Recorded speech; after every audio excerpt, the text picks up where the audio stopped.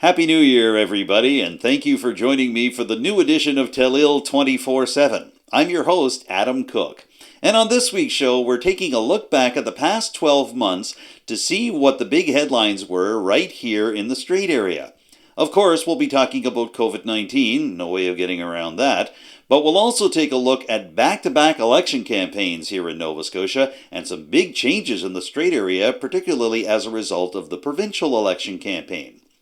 We're also taking a look at municipal politics and some of the big stories there, including a new era of cooperation in one very special area between Port Hawkesbury Town Council and Richmond Municipal Council. And we'll also examine how 2021 was a year that Canada took a good, long, hard look at itself in the mirror in terms of the ugly history of the residential school system and how that has come home to roost for us here in the Strait area and all across the country during the year 2021. But we also have something a little lighter for you near the tail end of the show, so make sure you stick around for that. But as they say in The Sound of Music, let's start at the very beginning. Where else could we start a year-end review for 2021 but January? Affordable housing once again dominated the local agenda throughout 2021, and in January, Richmond Municipal Council got a presentation that reminded local officials that it isn't just low-income people that have housing needs to fill. Members of the Cape Breton South Recruiting for Health Committee warned the county that housing had become a stumbling block in terms of attracting new doctors, nurses, and other medical professionals to set up shop in the Strait area. The Cape Breton South Committee has also pitched the possibility that the former West Richmond Education Centre school building, also known as Walter Fougere School, could be refurbished and become part of the strategy to attract medical professionals to the Strait area, given the building's closeness to the Strait Richmond Hospital site in Evanston. The municipality has been investigating this possibility throughout 2021. In the fall, the county's municipal website posted a copy of a full engineering review that investigated what would be needed to bring the former school site back up to code. In December, municipal councillors voted to refer the matter to the Eastern District Planning Commission and Richmond's own Planning Advisory Committee early in the new year. At the same time, Richmond councillors voted to join forces with the Cape Breton Partnership to conduct a full housing survey for Richmond County, similar to a survey that attracted 650 participants when conducted by the town of Port Hawkesbury this past spring. In February, the Department of Transportation and Active Transit confirmed funding and a public consultation schedule for a replacement of the Port Hastings Rotary with a new roundabout. According to the Transportation Minister at that point of 2021, Lloyd Hines, the Canso Causeway and the accompanying rotary were doing the job in terms of taking care of both vehicular and marine traffic from 1955 onward. But times had changed. The issue that remained and was part of the deal was to maintain marine passage through the causeway. It's very, very important, obviously, through that period of time. And up to 1955 was unfettered. There was no issue. So the solution to that at that time was the swing bridge and the locks that are there. And it created that access. But when doing that, it also created a bottleneck. There is a huge pile of traffic into Cape Breton, obviously, and that's where it all comes through in that location at the causeway and across that bridge. At the same time, we have to accommodate marine traffic that was there first, as it were, and needs to get through the strait rather than obviously going around the entirety of the island. So there's always compromise, and that was the compromise that they come up with at that time in 1955. Today, with the increase in traffic, that bridge opening creates a huge impediment to the free flow of traffic through the causeway. And with increasing traffic, we get more significant backup and longer waits for people. And, in the society we're in today, everybody wants everything immediately. And, having to wait half an hour for a bridge open and close is it's a long time in people's lives. And there are other considerations there too, Adam, such as safety and security and emergency vehicle access and all of those kinds of things, which come into play. Construction on the new Port Hastings roundabout got underway last year and is expected to be completed later this year. The project actually outlived the provincial political career of Lloyd Hines. The longtime Liberal MLA was defeated in his constituency of Guysborough-Tracadie by PC candidate Greg Morrow in the provincial election held in August. In March, the town of Port Hawkesbury and the municipality of Richmond County announced a historic 10-year agreement that would see the county paying the town to direct its volunteer fire department to protect the industries and residents of Point Tupper, located in western Richmond County. The cost for the first year of the new deal will see $60,000 spent by the county on the town's volunteer fire department. That figure will escalate by roughly $1,000 a year for the duration of the contract. Richmond Warden Amanda Mumberket spoke of the necessity of striking a deal that would look after the interests of residents and heavy industries in Point Tupper. We looked at just about every option that was possible. We consulted with industry partners and other municipalities across the province, trying to learn from best practices. But the reality is, as we've, as we intrinsically knew, but as this confirmed, this research, Point Tupper is it's a unique situation because of the existing highway connections, because of the location of the fire departments in the region, and because of the mix of industrial and commercial and residential taxpayers in that region. It's also a huge boon for us to be able to say there's stability in that fire service provision when we're talking with our industrial partners who are there now and who, new businesses that may choose to locate there in the future.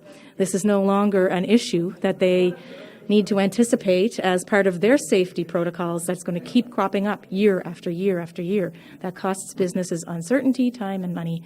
And we're really pleased that we were able to come to such a long-term agreement. Speaking to Telile 24/7 shortly after the new contract was reached, Port Hawkesbury Mayor Brenda Chisholm-Beaton credited Town Councillor Mark McIver for coming up with the idea of a long-term deal for Point Tupper. The new contract ends several months of wrangling between Port Hawkesbury and Richmond County, including a 3-year period in which the 5 previous Richmond councillors changed the provider of fire services to Point Tupper 3 times. In April, just days before the latest COVID-19 wave swept through Nova Scotia and the Strait area, a local pharmacist adapted his mobile vaccination clinic for influenza and decided to use it for COVID-19 vaccines. Michael Hatt runs the medicine shop on Reeve Street in Port Hawkesbury. Here he is describing how a used ambulance that he found on Kijiji has actually worked wonders, not just for influenza vaccinations, but for COVID-19 as well. We get our updates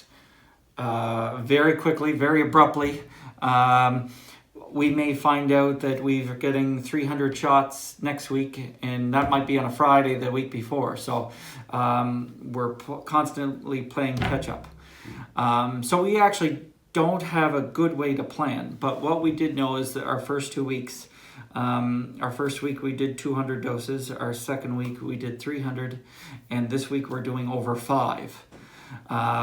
What's a day look like for us?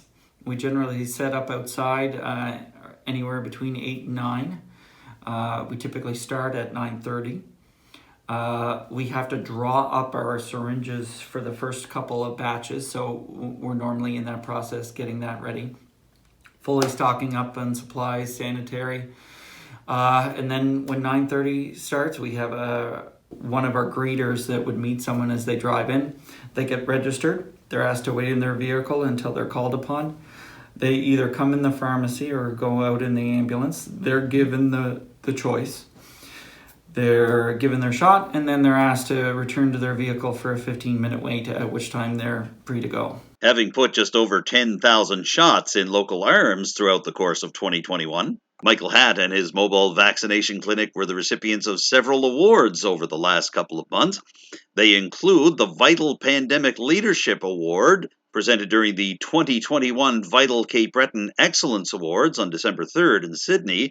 As well, HAT was named the Making Health Your Business Award winner as part of the 2021 Community of Care Awards. These are sponsored by the Cape Breton South Recruiting for Health Committee. Last year, HAT was honored with a Dr. Robert Strang Community Hero Award for helping people cope during the COVID-19 pandemic. One of the issues making the third wave of COVID-19 in Nova Scotia difficult for many local residents was the fact that it had officially landed at many public places throughout the Strait area. Port Hawkesbury was especially hard hit. 2 exposures were discovered at the Sarek High School site. The Port Hawkesbury Civic Centre was also among a number of public spaces, restaurants, and other local sites on the Nova Scotia COVID-19 exposure list. How is the Strait Regional Centre for Education dealing with all of this? Here are some thoughts on the issue from the Centre for Education's Executive Director, Paul Landry. We really predicted that this could happen to us, and so we were quite prepared for it when it did come. And I would really like to thank all of our staff and all of our families and all of our students for their cooperation. As we move through this, a bit of a bump in the road.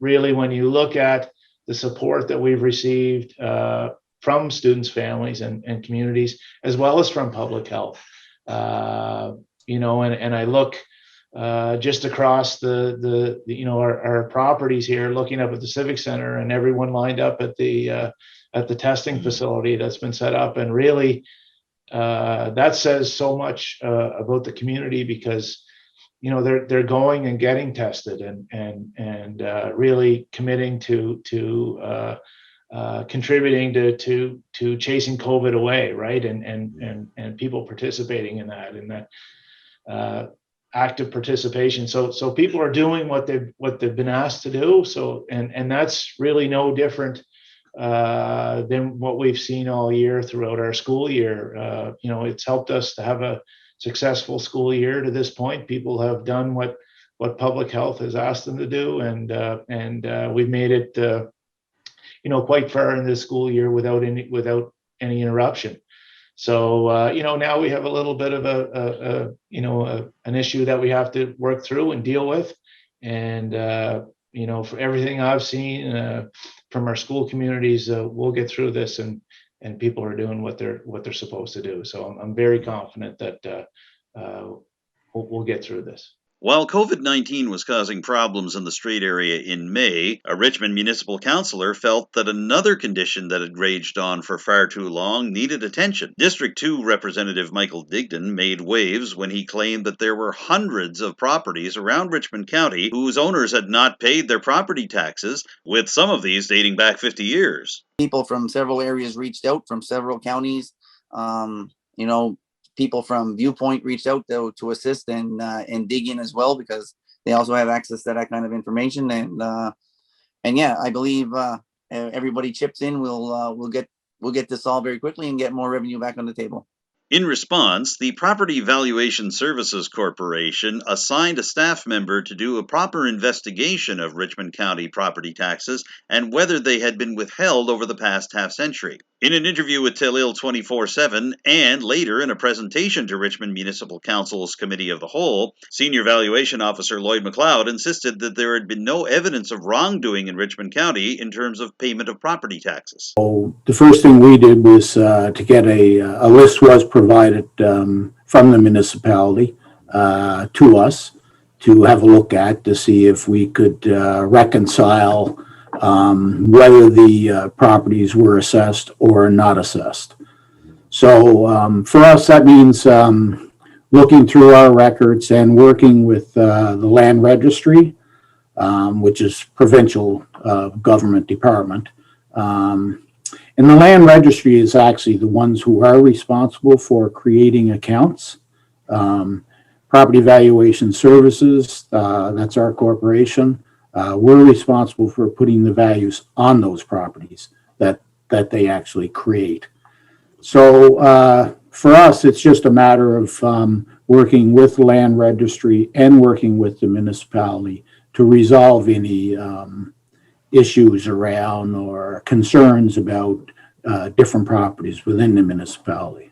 However, at the most recent regular council meeting in December, Councillor Digdon was insistent that there were several properties around the county still not being taxed properly, and he vowed to keep up his campaign to ensure that property owners around Richmond County are paying their fair share of their taxes. Near the end of May, a grisly discovery at a former Canadian residential school site in Kamloops, British Columbia, led to swift action here in the Strait area and across Nova Scotia.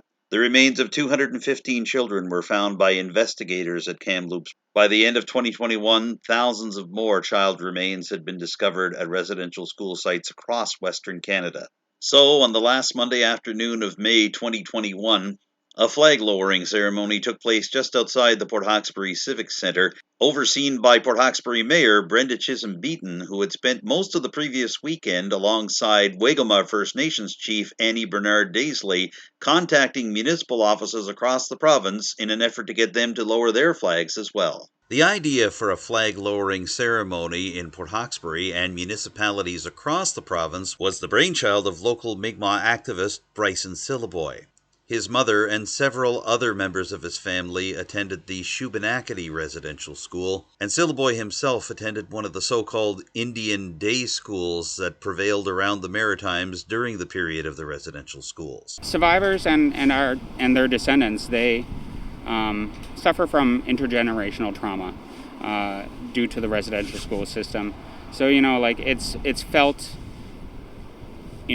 2 or 3 generations after the person went.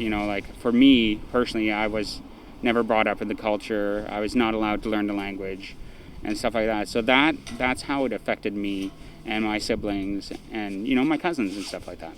In June, with the provincial and Canadian flags still lowered at the Civic Centre, a very different flag ceremony took place involving Pride Month. Because of the latest wave of COVID-19, many of the usual Pride Month events for Port Hawkesbury had to be cancelled or revised. However, Pride activist Taylor Lindelof and Mayor Brenda Chisholm-Beaton came up with some unique ideas to help people celebrate the LGBTQI community. We held a Show Your Pride event on Zoom, which was a craft making activity so people could make their own pride flags to show at home so that we could show our pride throughout Port Hawkesbury and the Strait area in a socially distanced and COVID safe way. So I taught people how to make their own rainbow flag. Moving on, some of us, including Mayor Brenda, decided that she was going to make her own rocks to hide. But we decided we weren't going to hide them. No. So why should we hide our pride? But instead you had the idea for the Fountain of Love. Yeah, that's right. So we're going to take the pride painted rocks and we're going to set them right on the fountain down, right next to Grant's Pond. And we invite everybody else to create your own rock art that celebrates pride. And we want you to show your pride with us. So we're going to place our rocks down by the fountain, and we hope the idea will catch on.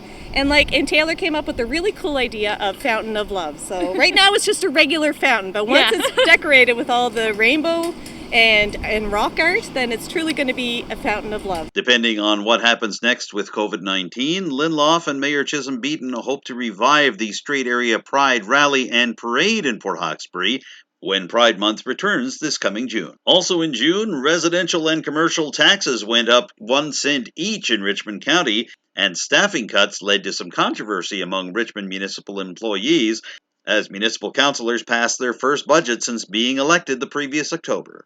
In a statement released shortly after the budget was approved, Richmond Council confirmed that highlights of the budget include an increase in mandatory contributions for services such as policing, education, and housing of over $120,000.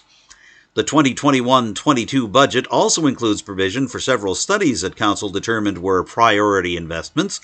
These include a refresh of the Richmond County Strategic Plan, an assessment of the former West Richmond Education Centre school building in Evanston, a trails study, an accessibility study, a leachate study, and an inflow and outflow study for the Petit de Gras sewer system. In addition, the budget will also build on the work of the previous Richmond Council by increasing investments for nonprofits by approximately $100,000 in a combination of funds set aside for future grant applications and specific strategic investments in organizations such as Cape Breton South Recruiting for Health, the Office of Richmond's Senior Safety Coordinator, Straight Area Transit, local museums, food banks, and other such organizations. Overall, Richmond County passed a balanced budget of $14.1 million. District 5 Councillor Brent Sampson was the only member of Richmond Council to vote against the budget. Part of Sampson's reasoning was a number of cuts made to municipal staffing positions within the 2021-22 budget. Shortly afterwards, 22 municipal employees gathered at the Richmond Municipal Building in Arishat and officially filed for membership with the Nova Scotia Government Employees Union. Since that time, they formed a local 161, and in December, the municipality confirmed that Local 161 of the NSGEU and the municipality have signed their first ever collective bargaining agreement. The first day of July 2021 was a Canada Day unlike any other. Gone were the traditional red and white, replaced instead by a sea of orange, as communities of every size across Canada either cancelled their Canada Day celebrations outright or held special ceremonies marking the recent discoveries of thousands of remains of young people at residential school sites across Canada. Mi'kmaq communities such as Inverness County's Wagaba First Nation and Richmond County's Boudreau First Nation, seen here, held protest marches to honor those who had been lost over the residential school's ugly history. Speaking to the crowd of nearly 200 assembled at the Mi'kmaq school site in Boudreau First Nation, Boudreau Chief Wilbert Marshall and Boudreau elders Bernadette Marshall and Robert Pictou didn't mince words about what they thought of the idea of proceeding with a Canada Day celebration in this particular year. It means nothing to me. Canada Day is nothing to me. Always was, always wasn't, because I grew up with Tom Marshall, my dad, former chief, and I grew up with Rosie Marshall and Sandy Marshall, who drilled it in my head.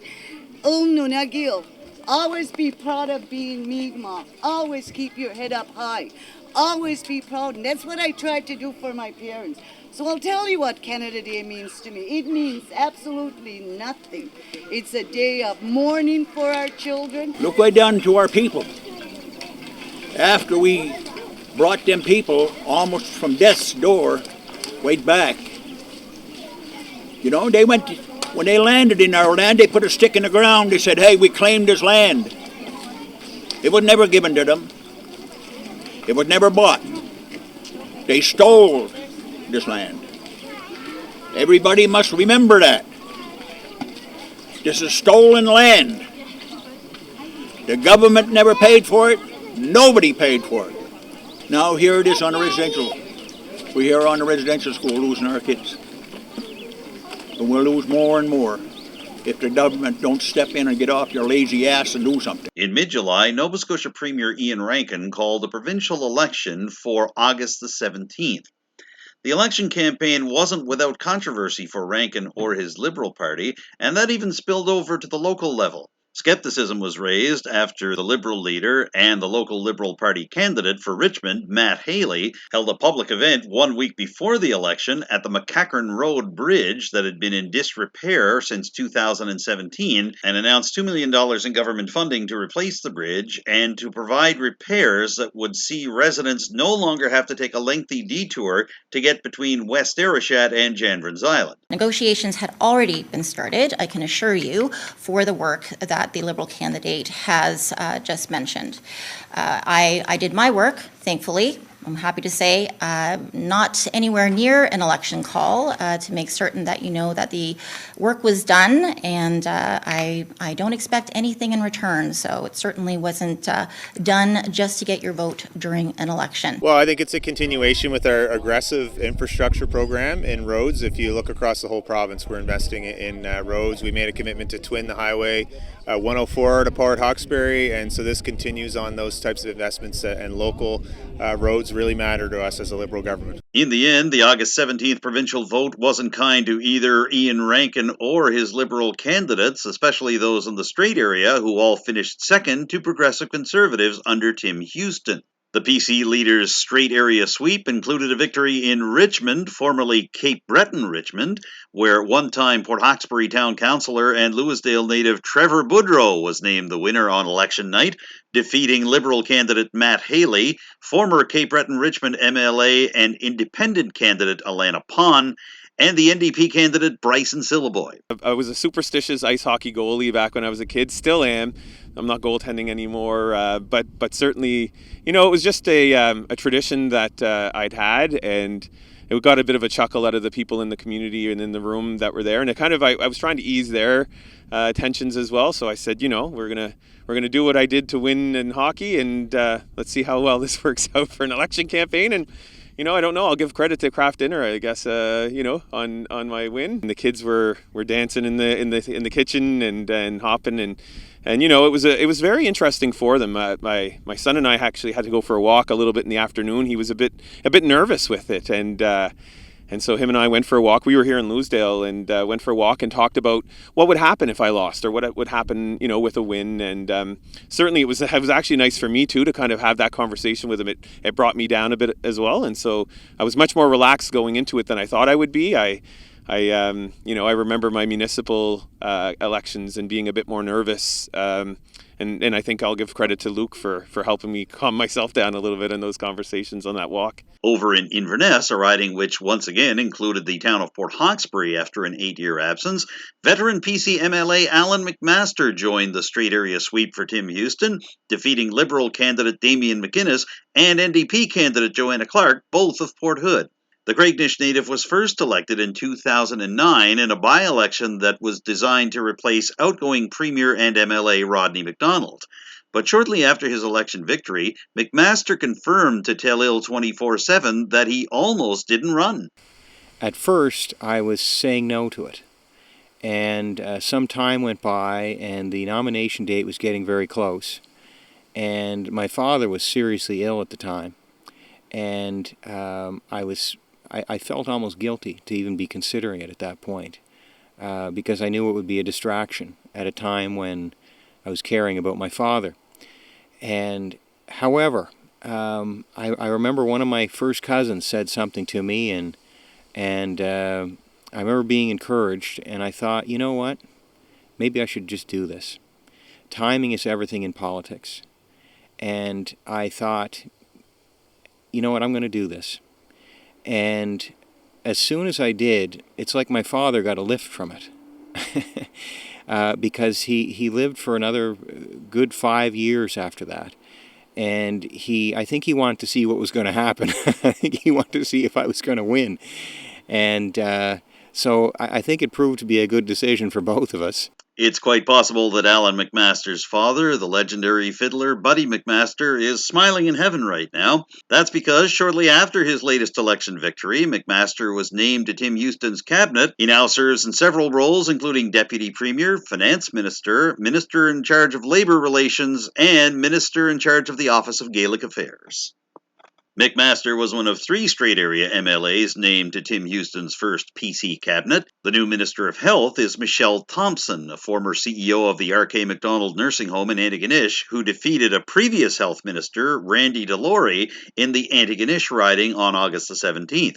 She's joined in cabinet by Greg Morrow, the former news director for 1015 The Hawk in Port Hawkesbury, who defeated longtime Liberal cabinet minister Lloyd Hines in the riding of Guysborough-Tracadie and now serves as Minister of Agriculture. For Morrow, it's the end of a long journey towards a political career. Well, it's something that I've always wanted to do from a young age. In grade 6, I dressed up as Brian Mulrooney for Halloween. So, I've always had an interest in politics, and it just felt like the right time. I wanted to get in at an age where I'm still fairly young. I just turned 40 a couple months ago, but not too young that I don't have any life experience. Plus, I have 2 girls. They're 13 and 11. They're at a good age now where they could handle me being away for a bit. So it just felt like this was a really good time. And as far as choosing the PC party, one thing that I found as a news director, or just a reporter in general, is you get news releases come in from parties all the time, from opposition parties, and they criticize. And that is the role of the opposition. But one thing that stuck out to me about Tim's releases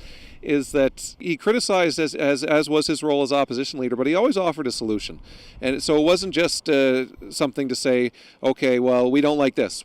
Instead, it's we don't like this, but here's how we would fix it if we had the chance. So, and he's put forward a lot of those ideas during the campaign, and now we're excited that we're going to have a chance to put some of those solutions into action. Just a couple more footnotes from the provincial election. 2 months after the vote, Nova Scotia NDP leader Gary Burrell announced he would step down from the leadership position.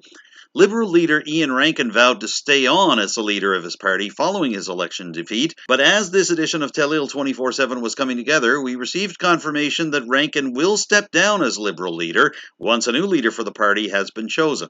In September, local volunteer fire departments were once again sounding the alarm about the lack of dry hydrants to serve local emergency responders. Paul Shears is the vice president of the Strait Area Mutual Aid Association and the chief of the West Bay Road Volunteer Fire Department, which hosted a training exercise for several local fire departments in September. That led to some discoveries that suggested that the 4 dry hydrants currently available for local fire departments to use in our region may not be as reliable as some fire departments might come to expect. So what we've discovered today with this exercise is our number 1 dry hydrant location is now not feasible to operate for an emergency. We didn't have the water supply. There's issues with it. So our 4 dry hydrants were installed 35 years ago, thereabouts. So we talk about climate change. So climate change has affected the water sources because you either don't have as much water, it gets drier, so now you have to turn around and look for better water supplies. So for us, the big thing today that we learned was we have to go out, revisit the dry hydrant situation in our area, and what it has shown in the other fire departments is the kind of water supply you need in order to fight rural fires. Chief Shears was also disappointed that nearly 9 months after a presentation made by the Strait Area Mutual Aid Association to Richmond Municipal Council, the municipality was still no closer to developing a new dry hydrant policy. I don't know what word to use. I don't know how to describe it, because you would think that there would be something in a bylaw that would demand they have an emergency water source. However, there's been some movement on this issue since Telile first aired this story back in September. At the December regular meeting of Richmond Municipal Council, first reading was given to a new dry hydrant policy. It's expected to come up to second reading later this month, and we could see dry hydrants addressed by the county before we get too far into 2022. Also in September, Nova Scotians were heading to the polls for the second time in a month. The federal election campaign began only a couple of days before the provincial one actually ended. So how did things turn out in the riding of Cape Breton-Canso? Here's a breakdown. Coming in first for the second consecutive election was Liberal candidate Mike Kellaway, who finished the night with 46.3% of the vote, or 17,348 votes. Kellaway was one of only 2 candidates in Cape Breton-Canso to increase his party's share of the vote from the 2019 federal election. In 2019, Kellaway took in 16,694 votes for 38.88% of the vote. The Conservative Party once again finished second in Cape Breton-Canso. Former public servant and civil servant Fiona McLeod finished with 13,133 votes, or 35% of the total vote. That's down from the tally taken by former PC MLA and 2-time federal Conservative candidate Alfie McLeod in 2019. He picked up 14,821 votes, or 34.52% of the popular vote. Another first-time candidate finished third in Cape Breton-Canso, Jana Reddick of the NDP. Reddick from Glace Bay took 5,395 votes, or 14.4% of the popular vote. That's not far off the pace of Laurie Souter, who ran for the NDP in 2019. Souter took 6,354 votes, or 14.8% of the popular vote. Apart from Mike Kellaway, the only Cape Breton-Canso candidate to increase his party's vote total from 2019 was Brad Grandy of the People's Party of Canada. Though not from Cape Breton-Canso, Grandy took in 1,589 votes, or 4.24% of the popular vote. That's more than double the percentage that was taken in by Isle Madame broadcaster Billy Joyce in 2019 when he ran for the PPC. Joyce took 2.15% of the popular vote, or 925 total votes. The overall voter turnout in Cape Breton-Canso actually dropped 10 percentage points between 2019 and 2021. 2 years ago, the turnout was 71.73%, or 43,541 votes. But on the September 20th federal election date, the final vote tally was 37,465 votes, or 61.87%. During a Cape Breton-Canso candidates debate co-sponsored by Telile Community Television, Mike Kellaway defended Prime Minister Trudeau's decision to hold an election less than 2 years into his current minority mandate, and with the fourth wave of COVID-19 starting to spread across Canada. Following the election, in which Trudeau once again won a minority Liberal government, Kellaway was insistent that it was the right thing to do to call the vote and suggested that Parliament had become unworkable. I absolutely believe that it was the right thing to do to call an election based on where the Prime Minister and Cabinet and other folks want to take the country, pandemic and post-pandemic, and how we want to tackle that as a country. So that's number one. Number two, last term, especially in the months of May and June, got very, very, in my opinion, obstructionist. Not by the NDP or the Bloc, but the Conservatives. So the fact is that we have an opportunity to continue to do good work, to look at the art of the possible in a minority government, and the government will do what it has to do to make that happen. The election also cost the Liberals their fisheries minister. Bernadette Jordan was defeated in her riding of South Shore St. Margaret's after she had received criticism for her handling of the moderate livelihood fishery pursued by many Mi'kmaq fishers around Nova Scotia, including those under the flag of Boudreau First Nation. Kellaway was disappointed with Jordan's loss, but insisted that the Liberal government could pick up the pieces and work with Mi'kmaq fishers and non-Mi'kmaq fishers to make everything work. It certainly is a disappointment. I've gotten to know Bernadette Jordan as a person, and that is an amazingly tough file. Amazingly tough file. Perhaps one of the toughest in Cabinet, especially now. And so my heart goes out to her because I know the work she put into it. And look, there's very little debate on the fact that the moderate livelihood item played a role in her election, in her riding, from a non-Indigenous fisher perspective, from an Indigenous perspective, or those that support one Indigenous or non-Indigenous fishers. So I think that played a role in the result on Monday night. There's no question about that, in my opinion. And what we will do as a caucus, an Atlantic caucus, is sit down as an Atlantic caucus and have a discussion on what worked well in Atlantic Canada and what didn't, and what do we need to do more of and what we need to do less of. So there will be those postmortems soon to have those discussions. For now, the moderate livelihood fishery issue is not likely to be resolved anytime soon. In the spring and in the fall, local DFO officials seized over 430 traps from Boudreau registered lobster fishers working out of St. Peter's Bay. This despite a declaration from Boudreau First Nation near the end of May that the community had reached an agreement with the federal DFO to be able to pursue moderate livelihood fisheries. We are all treaty people. Against this backdrop, October, which is traditionally Mi'kmaq Heritage Month in Nova Scotia, began with the echoes of the first ever National Day of Truth and Reconciliation in Canada, which took place on September 30th. This orange ribbon ceremony, which took place just outside the Port Hawkesbury Civic Centre, included speeches from Member to Elder Katie McEwen, seen here, Stephen Michael Gugu, a band councillor from Waikama First Nation, and Boudreau First Nation band councillor Anita Bask. I'm so glad I'm here.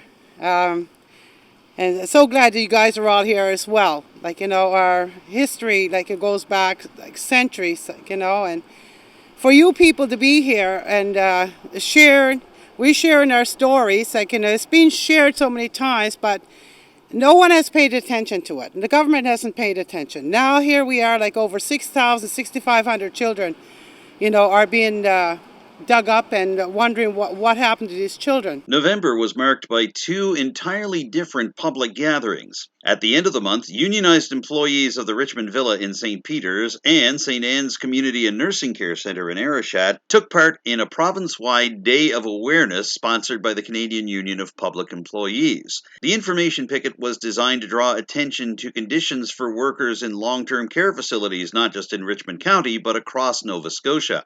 Annette Boudreau, the CUPE local shop steward for St. Anne's Centre in Arichat, outlined some of the concerns that she and her fellow employees had about conditions in these facilities. 12-hour shifts are long. Working short puts a toll on everybody. We don't have high wages, so it makes it difficult to recruit people to come in here with, when you're not even making $19 an hour. It's, you can go work anywhere else and probably make that and not even work half as hard. Richmond County CUPE officials also insisted that these conditions have existed for workers in local long-term care facilities well before the COVID-19 pandemic, but the past 2 years have made it even more difficult for employees working under these circumstances. A very different kind of public gathering took place at L'Arche, Cape Breton in Inverness County earlier in November as community residents welcomed their neighbors and several officials from the local, provincial, and federal governments for the cutting down of Nova Scotia's annual Gift of a Tree for the people of Boston. This thank you gift for the help that Bostonians gave Nova Scotia in the early aftermath of the 1917 Halifax explosion was bookended by Celtic musicians, speeches from elected officials and L'Arche community members alike, and a much bigger public gathering than was held last year at the Richmond County property of Heather and Tony Sampson. Well, we began our Telile 24/7 year in review for 2021 talking about affordable housing, and that's how we'll close our year in review.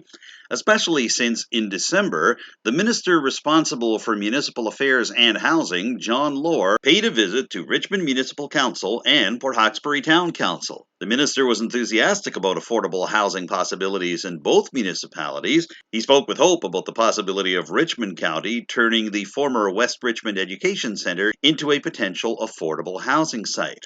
But he also insisted that the file was closed on a parcel of land that Port Hawkesbury councillors had attempted to turn into green space.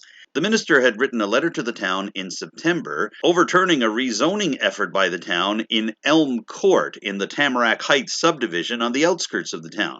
In the letter, Lohr insisted that the town shouldn't be trying to set up more green space when it needed the land for its affordable housing needs. Here's how Lohr defended his actions when we interviewed him for Telile 24/7 in December. The reality is there's a shortage of serviced building lots serviced with water and sewer right across the province. And with the housing crisis across the province and in Cape Breton and Port Hawkesbury, I just couldn't sign off and convert, and I can't remember the number, but 6, 7, 8 building lots into a green space when I knew they were serviced. And that costs money to service and provide water and sewer to building lots. So I just couldn't do that. Do you feel that the land is suitable for affordable housing or low-income housing development? Some residents and a couple of town councillors have brought up drainage issues that have been occurring there for the better part of 15 years. Was that a concern for you as you looked at that, or do you feel that the land can be used for that purpose? If those lots were developed and serviced in the beginning, somebody thought they could be used for building lots. So other than that, I'm just going by what I knew. Port Hawkesbury Town Council had its regular public meeting for December, hours after meeting with Minister John Lohr. Following the meeting, Mayor Brenda Chisholm-Beaton and Deputy Mayor Jason O'Coin said they had a better understanding of the Elm Court situation as a result of their meetings, both earlier in that day and earlier in the fall. And they expressed optimism that they would be able to work with Minister Lohr on future affordable housing developments for Port Hawkesbury. The town's chief administrative officer, Terry Doyle, also confirmed at the same meeting that 2 developers had been speaking to town officials about the potential for going ahead with affordable housing projects in 2022. There's expected to be more details on this in the days and weeks to come. So as you've seen over the past little while, we've all been through a lot here in the Strait area, a lot of ups and downs throughout 2021. But we haven't lost our sense of humanity, and we haven't lost our sense of good humor and fun.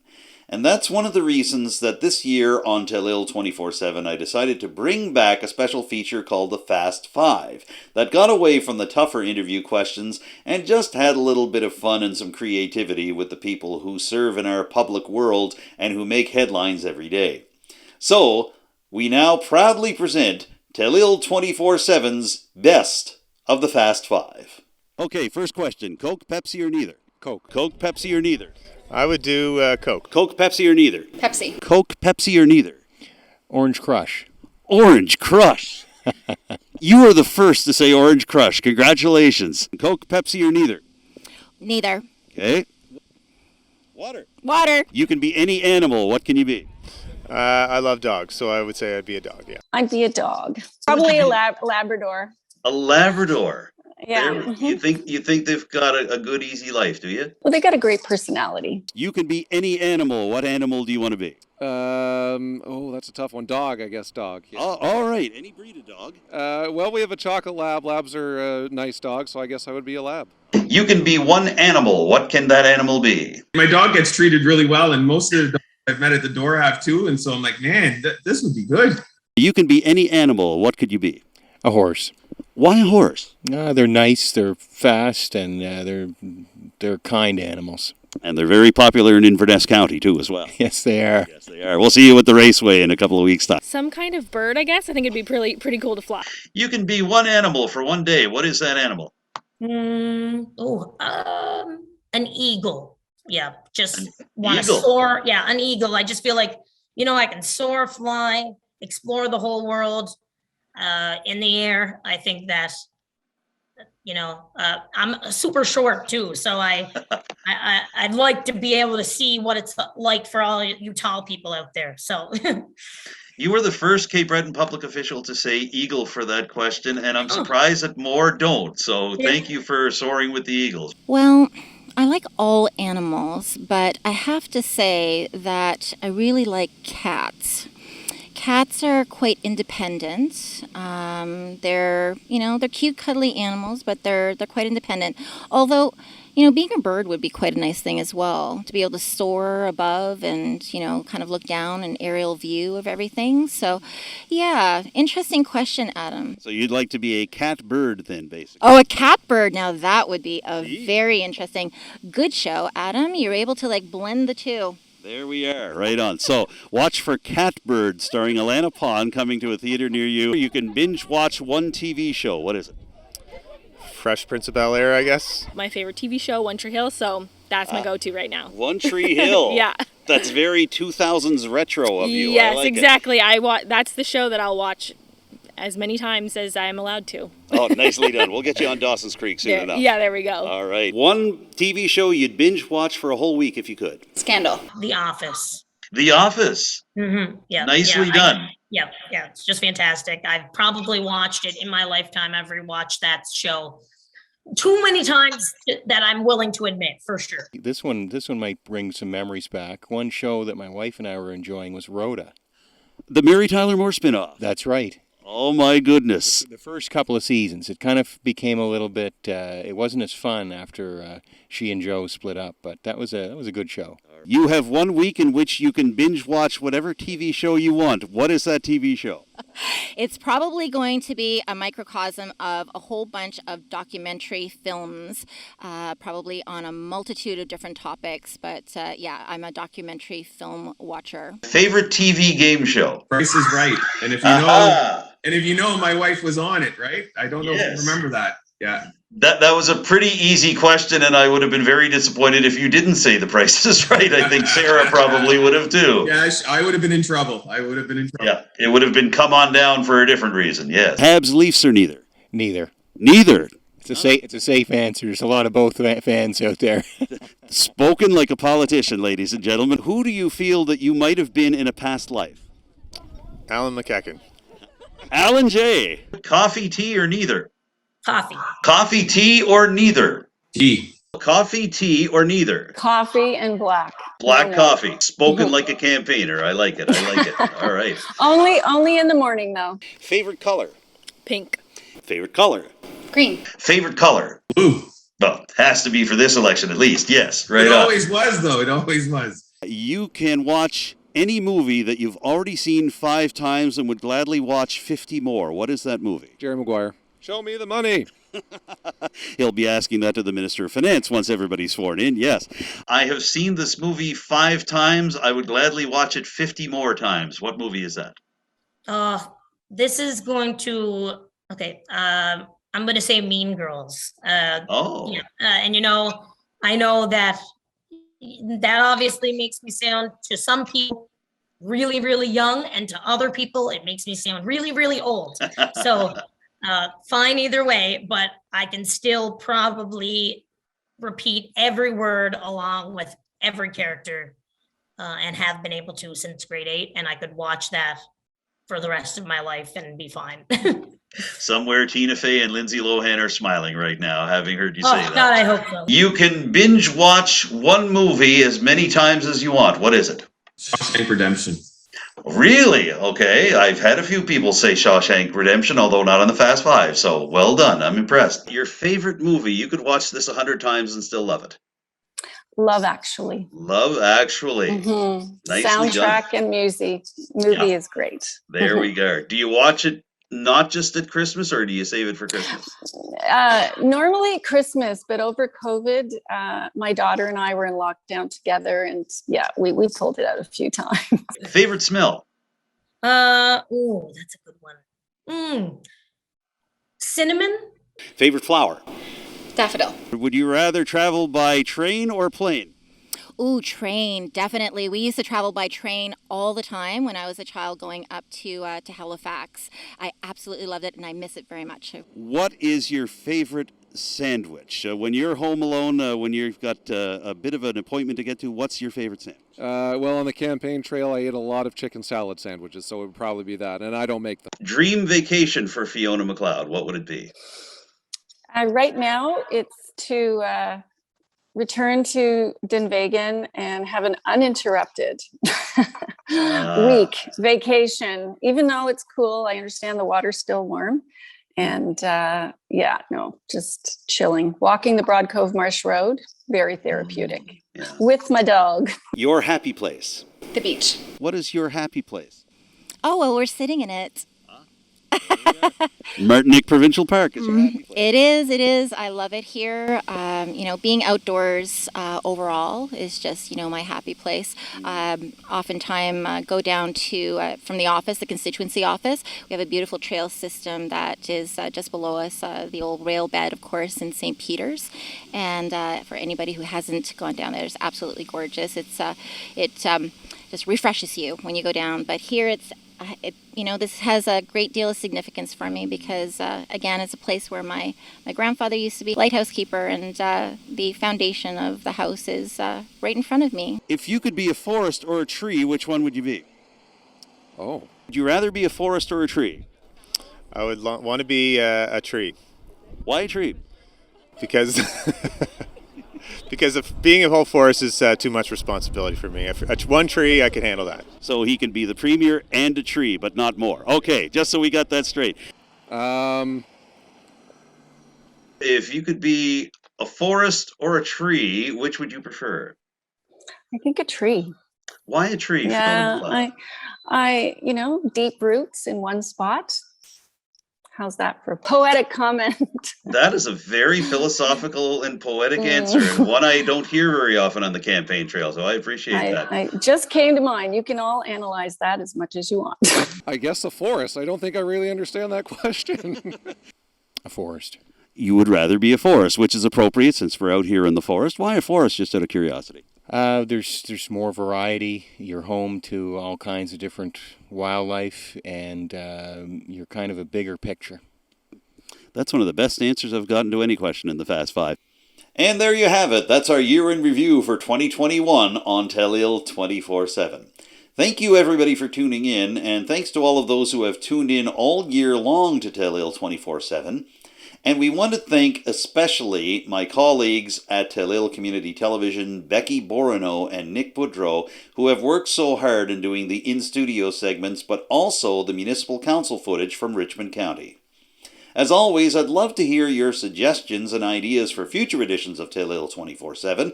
We're already starting to work on them right now, so if you have any ideas, feel free to share them with me. You can contact me directly by calling 902-625-8863. You can also email me. My address is adamjrcook, cook with an E, @gmail.com. Don't forget that you can contact Telile Community Television directly with your ideas and commentary. The station phone number in Arichat is 902-226-1928, and the best email address to use is info@telile.tv. And as always, feel free to follow Telile Community Television on social media. We're on Facebook, Twitter, Instagram, and YouTube. And of course, our YouTube channel for Telile has every single episode of Telile 24/7, including this one, and every episode of our sister shows, Roundtable and Note Côté. I'm Adam Cooke. It's been a pleasure to have you with me through the past hour and through the past year on Telile 24/7. We've got all kinds of great new material coming for you, and we'll keep an eye on all the headlines as we go through the next days and weeks. Thanks for tuning in the meantime, and I look forward to seeing you next week with a brand new edition of Telile 24/7. Bye for now, everybody.